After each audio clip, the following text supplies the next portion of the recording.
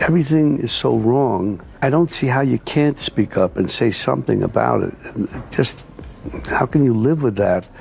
What goes on and how certain people buy into that or just settle for it. They have a protest of Robert De Niro yesterday. He's a fool. He's a broken down fool standing out there. He got maggot. He got maggot yesterday. He got a big dose of it. But I just want to say Donald Trump has taken hits from reporters, political opponents, comedians, and basically half the internet, and none of it ever seemed to truly bother him until Robert De Niro said it plainly, directly, and without hesitation, because that was the moment everything suddenly unraveled. What came next was not confidence or strength on display, but a frantic attempt to pull back attention, reclaim authority, and stay relevant. And the irony was impossible to miss, because the harder Trump tried to fire back, the clearer it became that De Niro had already won the moment before Trump even realized the game had changed.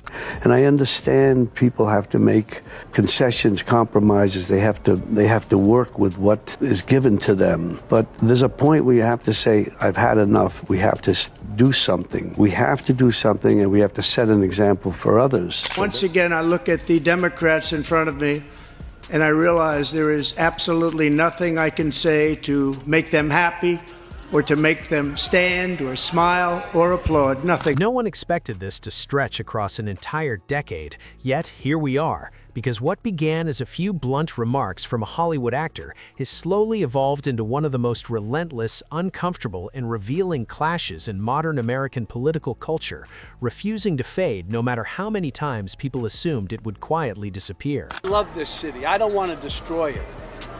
Donald Trump wants to destroy not only the city, but the country, and eventually he could destroy the world. But we vowed we would not allow terrorists. I owe this city a lot. And that's why it's so weird that Donald Trump is just across the street. Because he doesn't belong in my... Before we go any further, if you were enjoying this video, make it official by hitting that subscribe button and sticking around, because there is much more coming and the best parts are still ahead. Now let us jump right back in, not because Robert De Niro is chasing attention, relevance, or applause, but because Donald Trump continues to react exactly the way De Niro predicted he would every single time. And it all reignited with a moment that was supposed to be simple, forgettable, and purely ceremonial. For decades, and despite that, he became president. And now we're watching him, 10 blocks from where we are right now, sitting in a courtroom as a criminal defendant. What do you think about that? I think of how absurd it is. And this might be the one case where that could be it for him. It's a state case. Robert De Niro stepped onto a legendary stage at Radio City Music Hall to introduce Bruce Springsteen, and under any normal expectation, the responsibility would have ended right there. Deliver a few complimentary lines, build excitement for the crowd, and then quietly step aside. I don't know where he belongs, but he surely doesn't belong here. We New Yorkers used to tolerate him when he was just another grubby real estate hustler masquerading as a big shot. A two-bit playboy lying his way into the tabloids, pretending to be a spokesperson for himself. He was calling it as himself for himself. Instead, De Niro stared straight into the camera and delivered a message so direct and unfiltered that it rippled through the room before anyone could fully process what had just happened, sending the audience into an uproar while the networks scrambled and social media rushed to fill in what television could not say openly. What truly mattered was not the specific wording, but the reaction it set off, because in that instant, a cultural boundary was crossed, and Donald Trump was no longer dealing with anonymous critics, politicians, or journalists, but with someone who did not need him, did not fear him, and had nothing to gain by playing cautiously. Trump's response came quickly and followed a familiar pattern, because instead of addressing the substance of the criticism or rising above it, he went straight to personal attacks, confirming exactly what De Niro had been pointing out for years. Trump does not interpret criticism as a disagreement, he experiences it as a threat to dominance, and when that dominance feels challenged, he lashes out. What separates this clash from countless celebrity political feuds is that De Niro never retreated, never softened his language, and never hid behind vague statements, as his criticism only became sharper, more detailed, and more grounded in history over time. We can't let up. Cannot let up on him because he is not going to leave the White House. He does not want to leave the White House. He will not leave the White House. Anybody thinks he'll do this, he'll do that, is just deluding themselves. The Republicans, most of all, because they know, but they're going along with it. It's a classic bully situation. We see it, and there's no other. To face a bully, you have to face him and fight it out and back him off and back him down. That's the only way this is going to work. De Niro framed Trump not as a temporary embarrassment or an unconventional leader, but as something fundamentally dangerous to democratic norms, civic trust, and social stability. And long before Trump ever entered the Oval Office, De Niro publicly described him as a fraudster and a con artist, not as a vague insult, but as a personality type that thrives on chaos and deception. When Trump won the presidency, De Niro did not shift into performative outrage or symbolic protest, but instead made a deliberate choice to keep speaking out, even when it came at a professional, social, and financial cost. Awards organizations quietly distanced themselves, broadcast partners grew uneasy, and entire industries hinted that it might be wiser for him to tone things down. Yet De Niro ignored every signal because he believed silence would lead to normalization, and normalization was exactly what Trump depended on, framing his behavior as intentional rather than reckless. Trump responded in the only way he knows how, through mockery, insults, and attempts at humiliation. But every attack rang hollow because it came from someone who appeared increasingly unsettled by the fact that the criticism simply would not stop. It's the least important in many ways, and yet it's the one that could be tried and finished in a well enough time for people to just take that in. Does it give you some sense, not of joy, but of relief at least, that he's potentially facing some consequences? Because as you've said before, this guy's a con artist and he's gotten away with it for years. What truly enraged Trump was not De Niro's fame or platform, but his consistency. Because De Niro did not move on to the next controversy or treat Trump as a passing phase, he treated him as a long-term threat, and that refusal to let the narrative reset was something Trump could not control. This contrast became even sharper after January 6th, when many public figures softened their language or avoided direct responsibility. Yet De Niro said exactly what he believed had occurred, describing Trump as someone who incited violence and then distanced himself from the consequences. Trump demands loyalty and views criticism as betrayal, while De Niro demands accountability and sees silence as complicity. Trump wants admiration, De Niro wants resistance.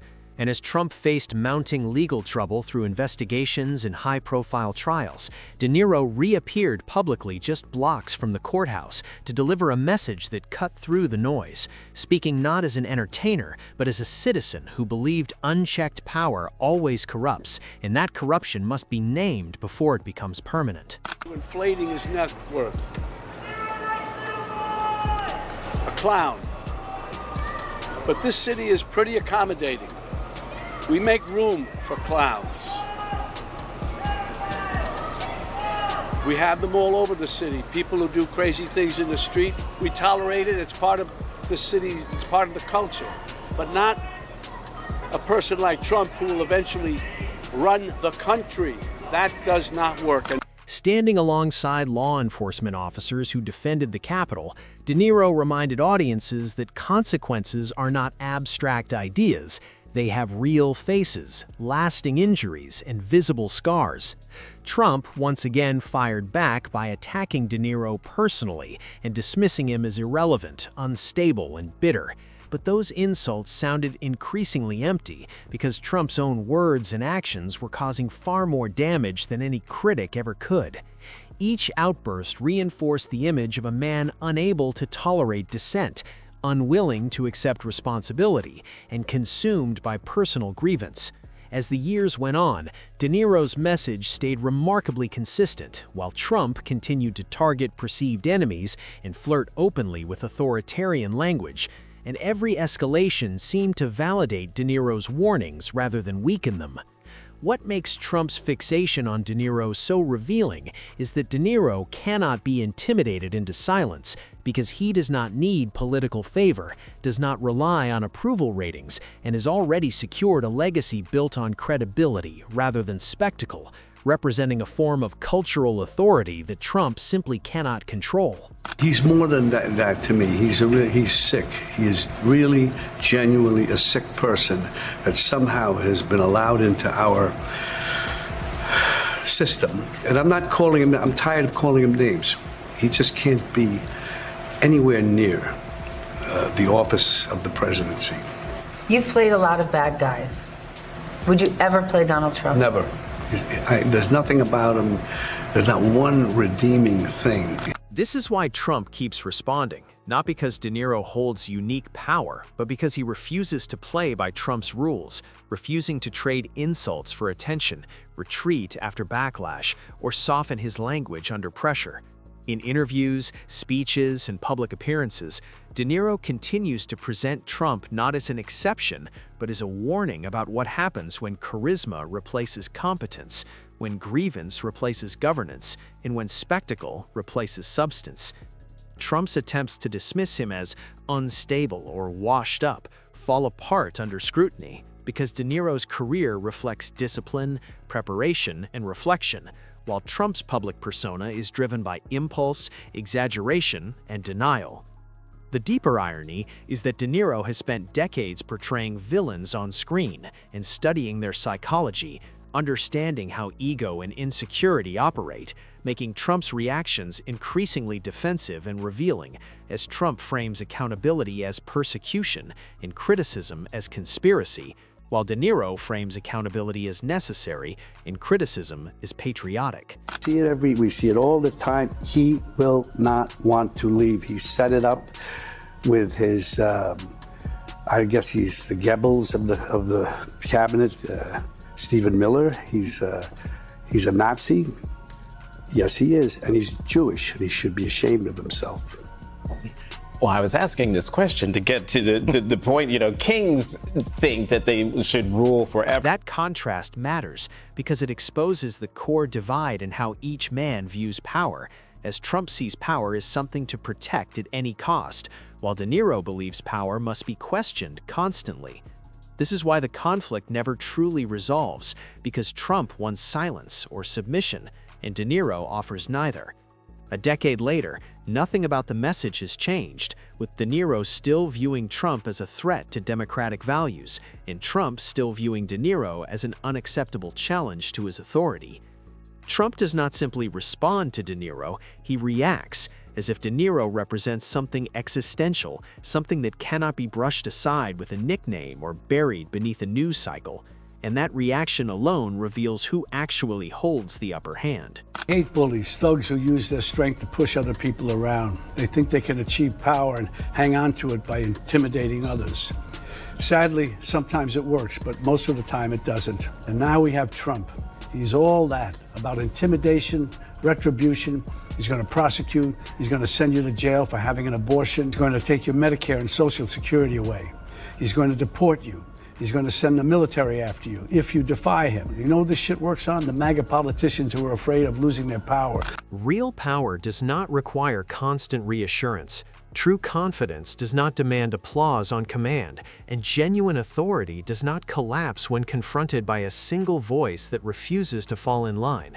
Yet Trump's behavior suggests that dissent, especially from someone who cannot be intimidated or ignored, unsettles him far more than opposition from politicians he can label as rivals. What De Niro exposes is not only Trump's temperament, but his reliance on dominance as a survival strategy. Because Trump thrives when every interaction becomes a contest he must win to validate his self-image. De Niro refuses to engage on those terms, and by doing so, he removes the oxygen Trump needs to feel in control, making each insult feel smaller than the last.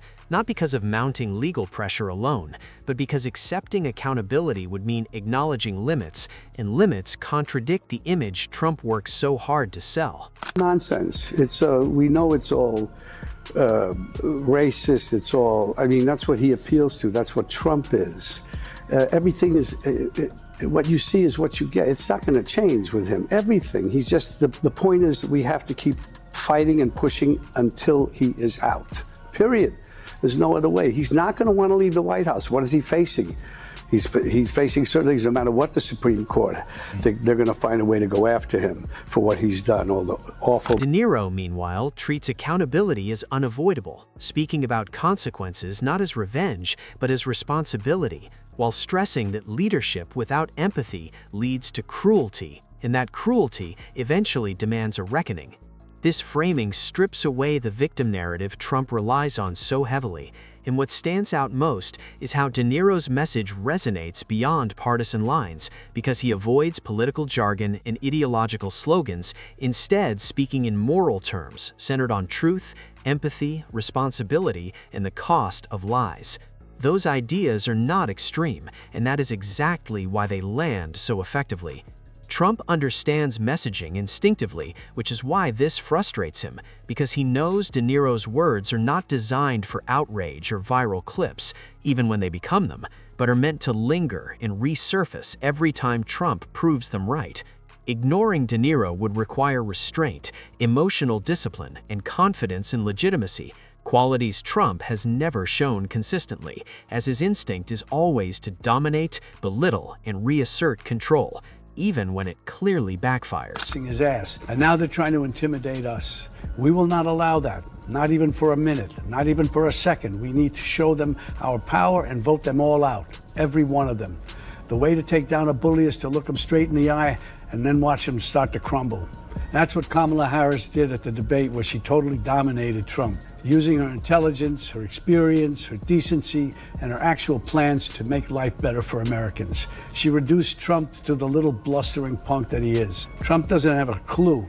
De Niro appears almost unaffected by Trump's insults because he does not respond to every jab, chase every rebuttal, or try to win arguments in real time, choosing instead to speak only when he believes it matters and then move on.